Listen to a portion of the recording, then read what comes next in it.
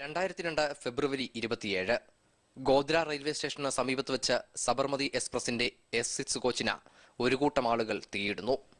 അയോധ്യയിൽ നിന്നും തിരികെ എത്തിയ 20 കുട്ടികളും 15 സ്ത്രീകളുമടക്കം 58 തീർത്ഥാടകർ ട്രെയിനിനുള്ളിൽ വെന്തുമരിക്കുന്നു.